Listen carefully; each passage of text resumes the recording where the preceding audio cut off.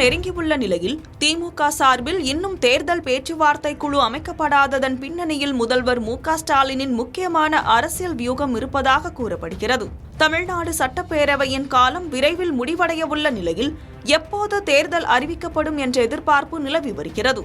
இதன் காரணமாக தேர்தலுக்கு அனைத்து கட்சிகளும் தீவிரமாக செயல்பட்டு வருகின்றன. அரசியல் கட்சிகள் தேர்தல் பணிகளில் தீவிரம் காட்டி வரும் வேளையில் கூட்டணி கட்சிகளுக்கு தொகுதிகளை ஒதுக்குவது குறித்த பேச்சுவார்த்தையில் திமுக இன்னும் இறங்காதது குறித்து கேள்வி எழுப்பப்பட்டு வருகின்றன.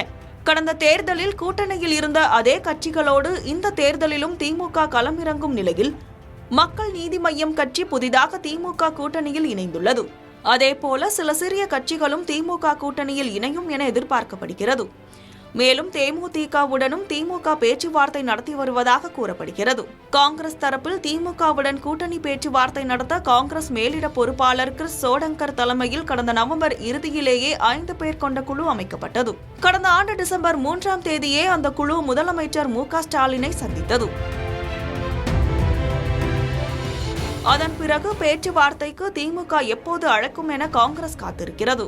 ஆட்சியில் பங்கு, கூடுதல் தொகுதி ஒதுக்கீடு ஆகியவற்றை லட்சியமாக கொண்டிருக்கும் காங்கிரஸ் அதை பொதுவெளியில் அதிகமாக பேசி வருகிறது. இதைத் தொடர்ந்து திமுக காங்கிரஸ் நிர்வாகிகளிடையே அவ்வப்போது சிறிய சலசலப்பும் ஏற்படுகிறது.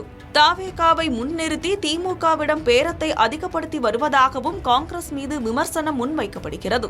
திமுக கூட்டணியில் உள்ள விசிக, இடதுசாரிகள் உள்ளிட்ட கட்சிகள் கடந்த தேர்தலை விட தங்களுக்கு கூடுதல் இடங்களை ஒதுக்க வேண்டும் என்று கோரி வருகின்றன.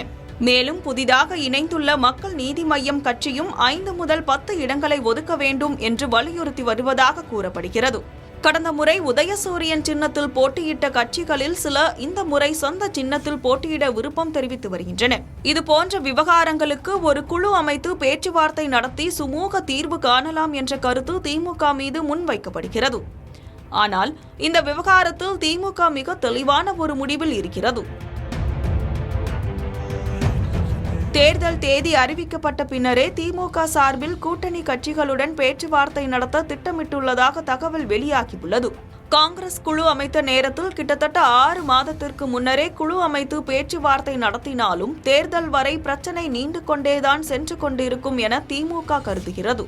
அது மட்டுமல்லாமல் இதுபோன்ற தொகுதி பங்கீடு பேச்சுவார்த்தை நீண்டு கொண்டிருந்தால் முதலமைச்சர் மு.க.ஸ்டாலினின் முக்கியமான செயல்பாடுகள் குறித்து மக்களிடம் கவனம் பெறுவது குறையும் என்று நினைக்கிறது.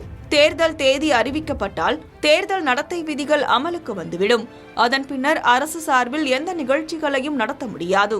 எனவே தேர்தல் அறிவிப்பு வெளியான பின்னர் கூட்டணி தொடர்பான குழுவை அமைத்து கூட்டணி கட்சிகளுடன் அதிகாரப்பூர்வமாக தேர்தல் பேச்சுவார்த்தையில் ஈடுபடலாம் என திமுக நினைக்கிறது. அந்த முடிவில் திமுக தீர்க்கமாக இருப்பதாகவும் கூறப்படுகிறது. இதைத்தான் கடந்த கால தேர்தல்களிலும் திமுக செய்திருக்கிறது.